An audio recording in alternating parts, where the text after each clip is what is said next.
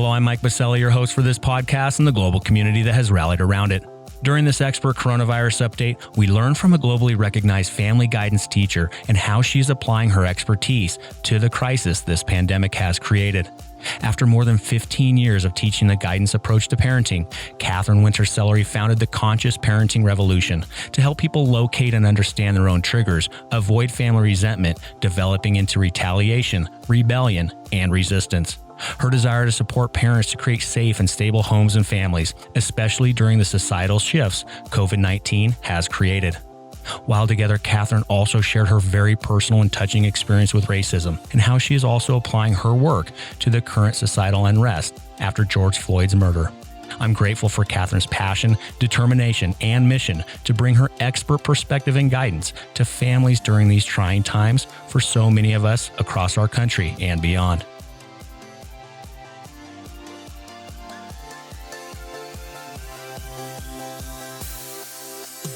Welcome to Passionate Pioneers with Mike Biselli, where we highlight and speak with the innovators, the game changers, and the pioneers who are deeply passionate and relentless in solving the problems our world is facing today. This is your opportunity to connect with and learn from these leaders and to support them on their mission. Perhaps they will soon be hearing your story as well. This is Passionate Pioneers with Mike Biselli. I look forward to having you on this journey with us.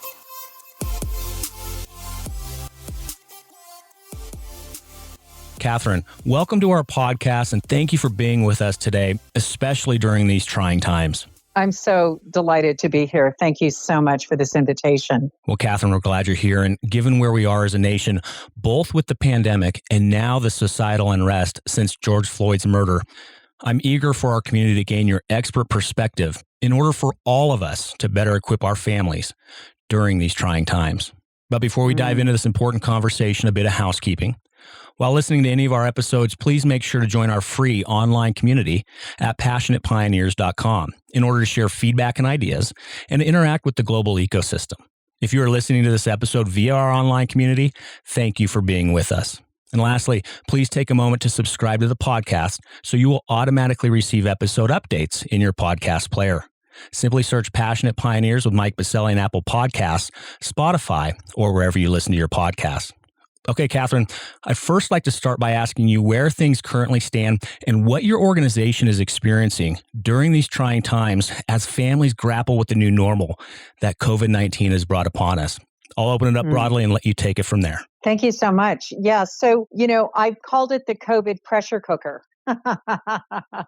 Because what I found with families is that whatever the dysfunctional patterns were before COVID, maybe they were just managing them. They were able to go to work and the kids went to school and everybody was spending less physical time together. And so even though something inside of somebody may not have felt very good about a conversation or the way they were being spoken to, it didn't hit a flashpoint.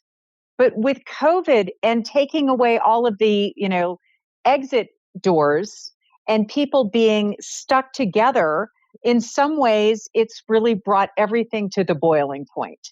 So with my type of work and the kind of family dynamics and communication patterns and support that I give to families, what I found is that the need for those sort of services has exploded, and that I'm spending a lot of time with people as a whole organism where, oh my gosh, the two older kids are always arguing with one another and won't even speak to one another. And the younger kids are fighting all the time, and that mom and dad are everybody's bandwidth has been put under so much pressure, and their skills have never been needed more than right now to create bandwidth within themselves as mom and dad, to support their kids to create the bandwidth. But ultimately, what I'm finding is that the patterns are the problem, and how they've been interacting. And what I like to talk about a lot is that when you use a controlling form of discipline, you activate retaliation, rebellion, and resistance. And so we can see that within families, we can see that within society. And I mean, if there's ever been a time where we could see that within society that I can remember, it's right now with what's going on with the George Floyd incident, is that we're seeing the reaction And a lot of the conversation is about the reaction. But what I always like people to go back to is the reaction is a response to something. Let's go to the situation that this is a response to, and let's keep our eye focused on that issue. So yes, the reaction is turning out to be a problem. I call it the tragic expression of unmet needs. The tragic expression of unmet needs that we're seeing all around us is a result of the unmet need.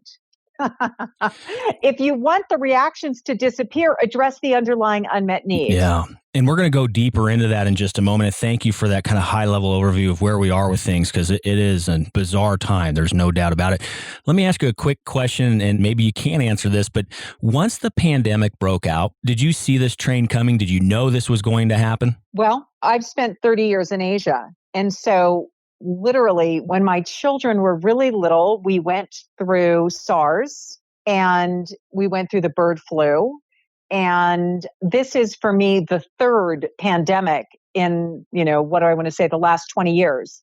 So I had the advantage, I guess you would say, of straddling between the United States and Hong Kong for the last 30 years. And in Hong Kong, I've been at the epicenter of the last two and then this pandemic.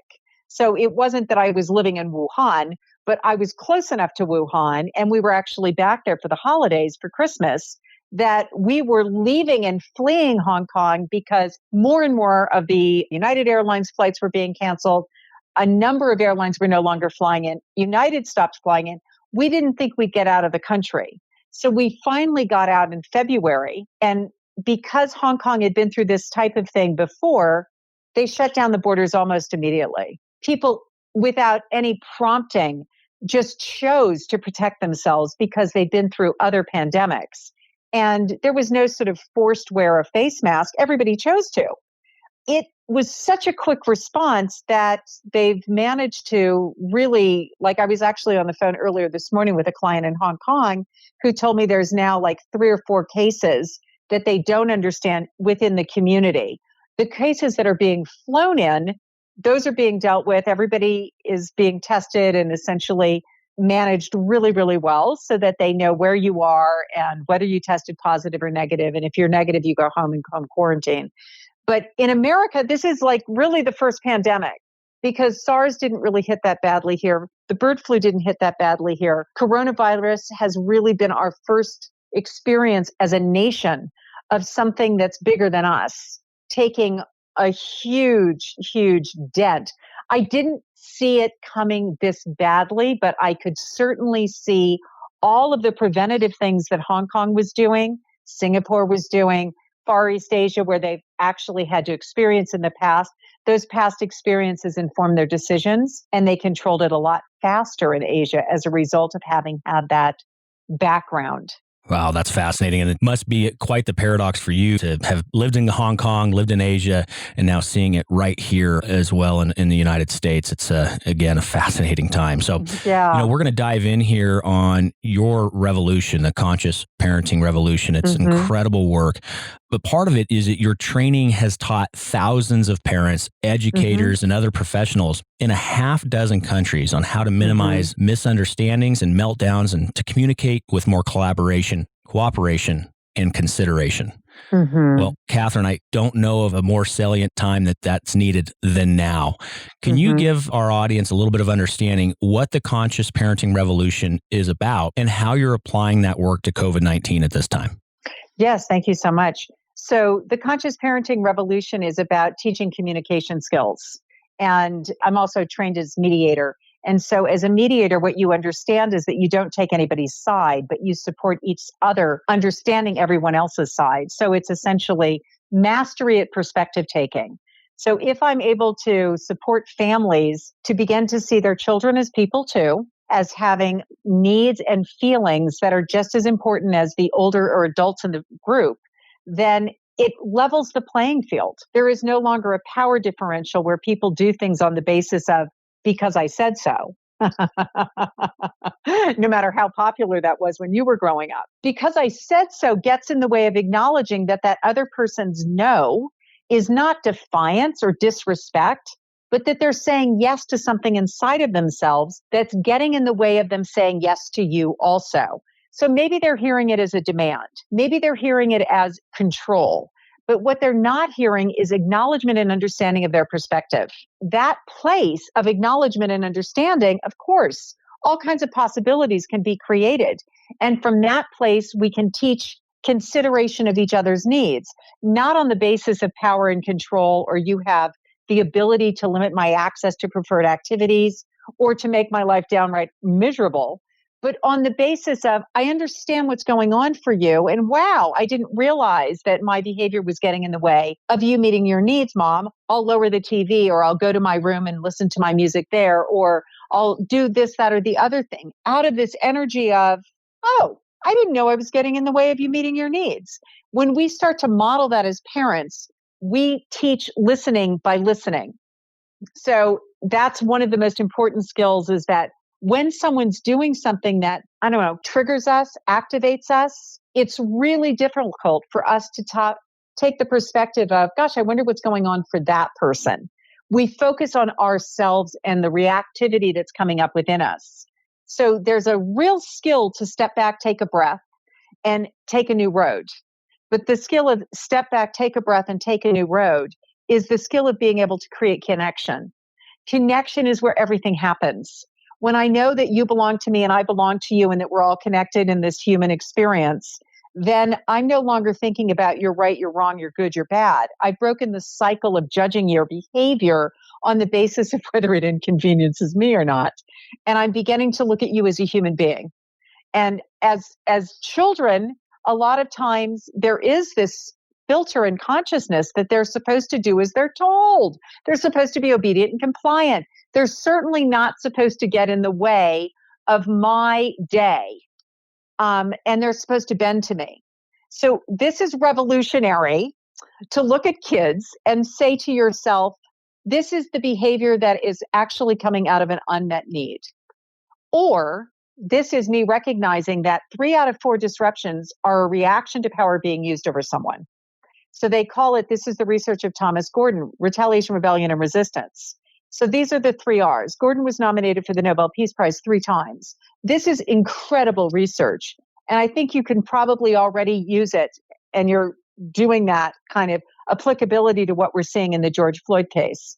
So when we realize we create 3 out of 4 disruptions within our family, that's the research of Dr. Louise Porter in her book, Children Are People Too. She speaks about, Gordon talked about when you use a controlling form of discipline and power over another person, that is what you activate: retaliation, rebellion, and resistance. And that accounts for 3 out of 4 of our disruption behavior that we want to change in a family.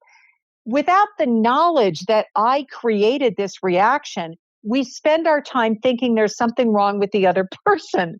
I need to manage their reaction. I just got off the phone with a client this morning. Well, that's one approach. Or we can step back and say, did I create that reaction? Wow, maybe what I need to be doing is thinking about the way I'm interacting and whether or not this approach to conflict resolution is actually supporting nice behavioral change.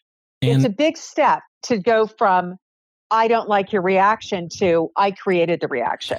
Well, now let's just start applying that, because it is, very important research, and I've studied up on it as well and getting ready for this podcast with you.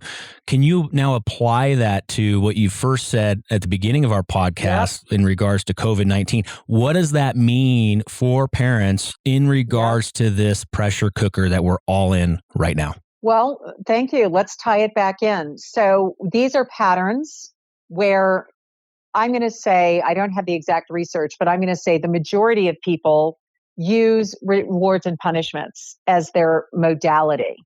And it's a very popular approach to behavior management. And most parents don't have any basis to use something other than rewards and punishments. It's probably what they grew up with. And it's certainly what we see modeled in society. So if you don't do what I say, this is what's going to happen to you. So you better just do it. Most of the time, they're pretty successful with that because children are limited. There is a natural dependency, and it also cultivates fear. So Marshall Rosenberg, the founder of the Center for Nonviolent Communication, a teacher of mine and someone who was the founder of restorative justice in this country, recognized that when you use demand language, you activate again a response in the other person that wants to distance themselves from this demanding person.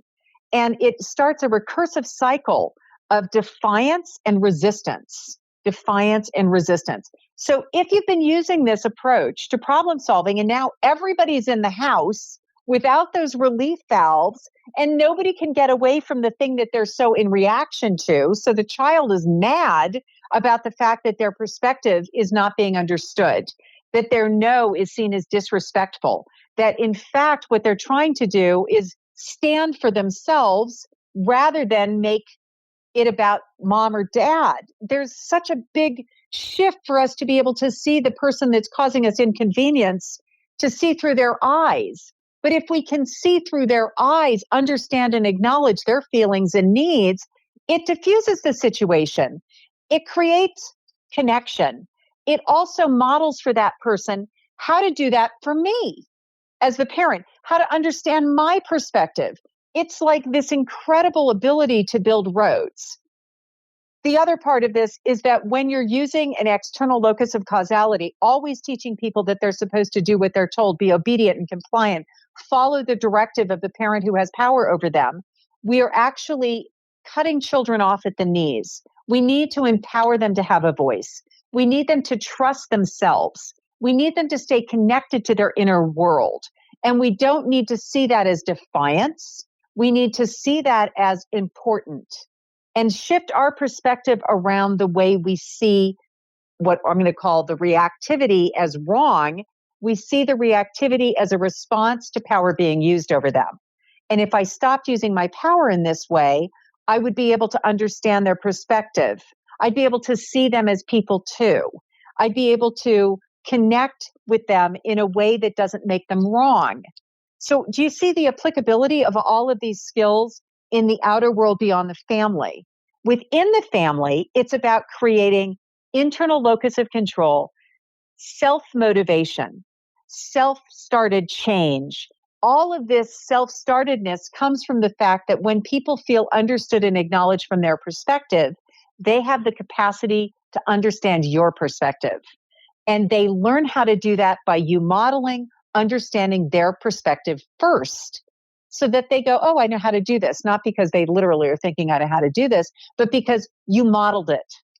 And that's how children learn. They learn from modeling. So with a COVID pressure cooker and without skills, oh my goodness gracious, all we're doing is creating the retaliation, rebellion, and resistance everywhere you look. Everywhere you look. And you might get obedience and compliance, but not for the reasons you wanted. You're getting it out of dependency and fear, not out of understanding, cooperation born of consideration. You're getting it out of all of these reasons that people don't generally want it from. Well, thank you for that, Catherine. Wow, that's powerful. You also mentioned there, just real briefly, outside of the family.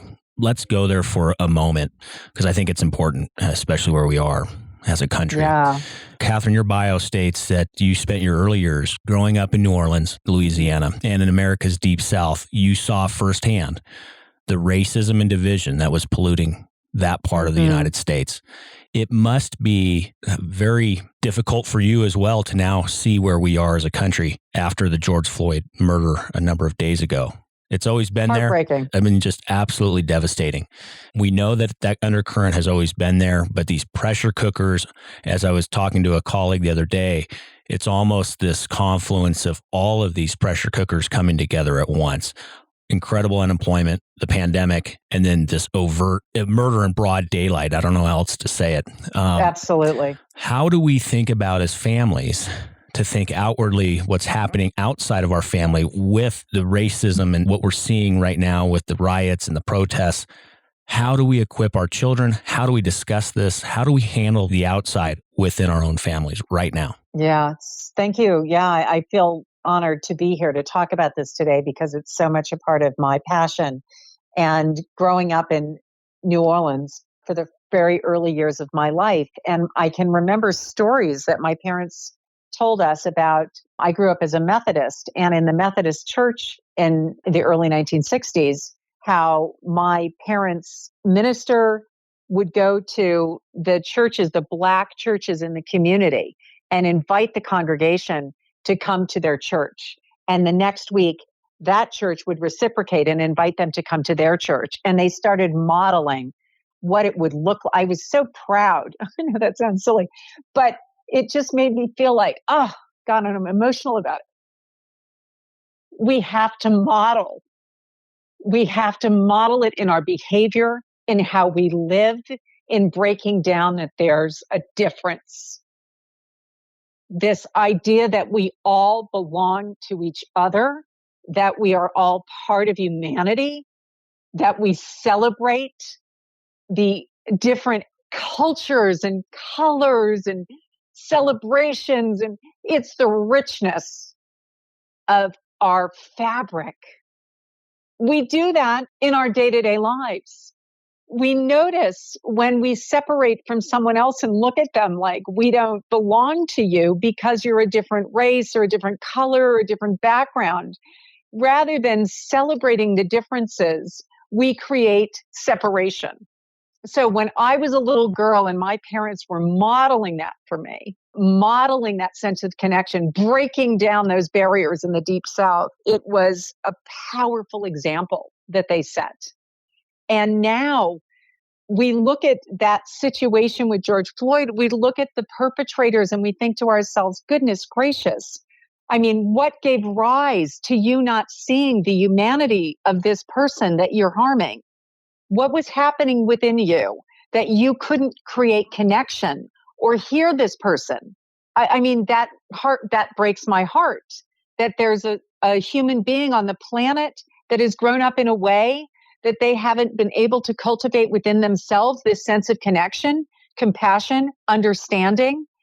It's the key to us going forward is our sense of we belong to each other and we have to have a sense of compassion and understanding. So when we're hoarding in reaction to COVID, I wonder to myself, oh my gosh, well, what if I have enough, but my neighbor doesn't? Am I okay with that? It's that win-lose paradigm that we're going to grow out of, where my winning at your expense isn't a win for me.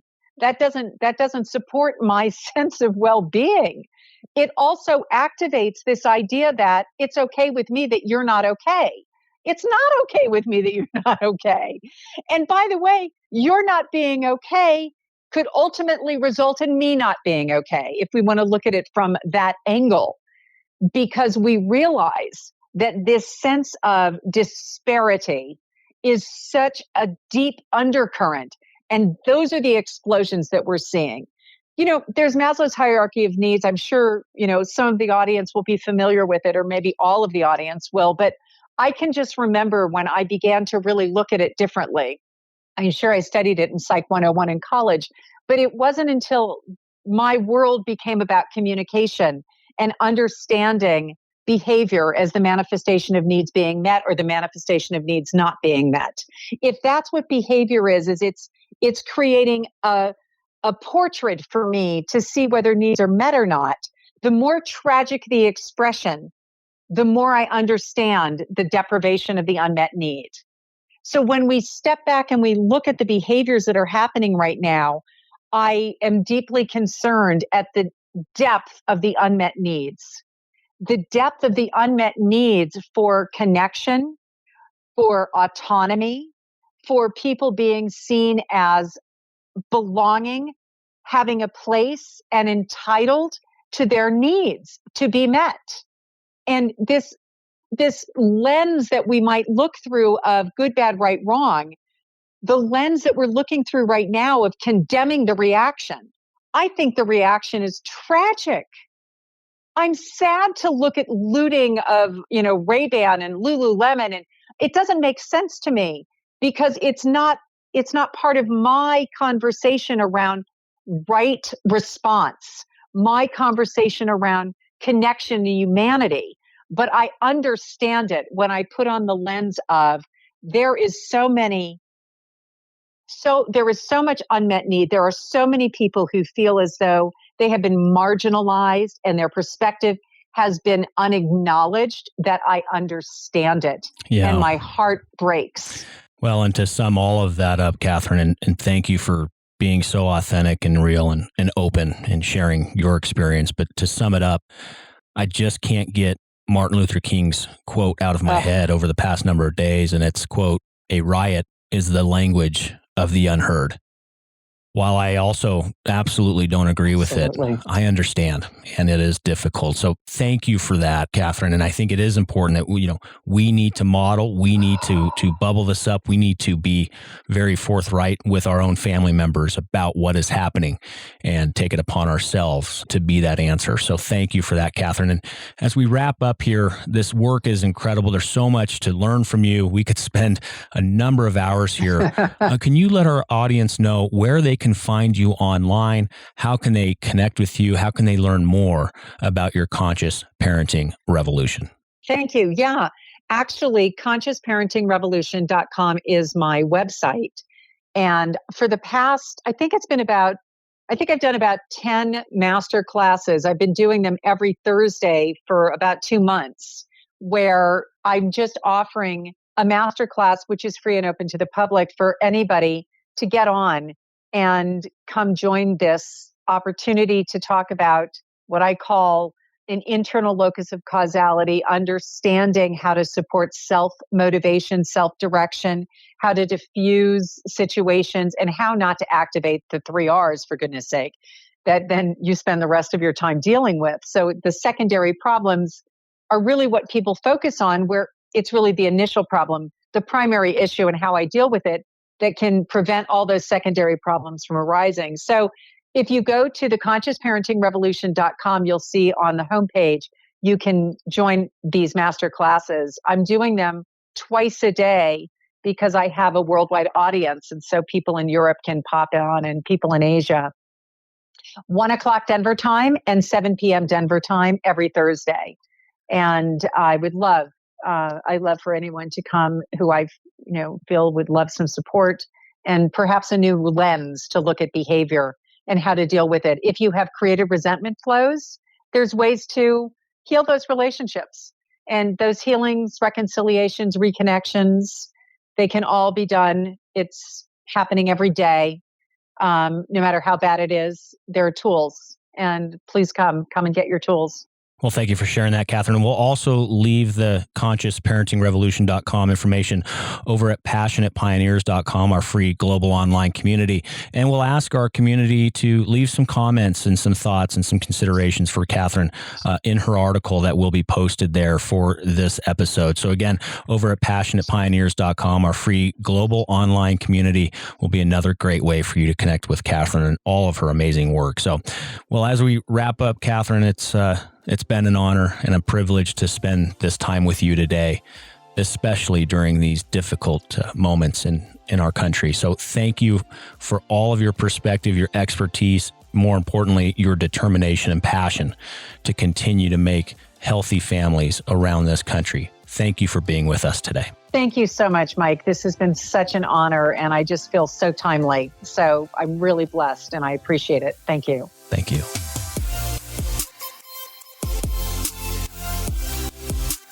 Thank you for joining us today on Passionate Pioneers with Mike Biselli. We'd love to hear your feedback about the podcast so we can continue to improve this community and to further support the pioneers being featured. Lastly, please take a moment to subscribe to the podcast and invite your friends and colleagues to join us. This is Passionate Pioneers with Mike Biselli. I look forward to having you back with us during our next episode.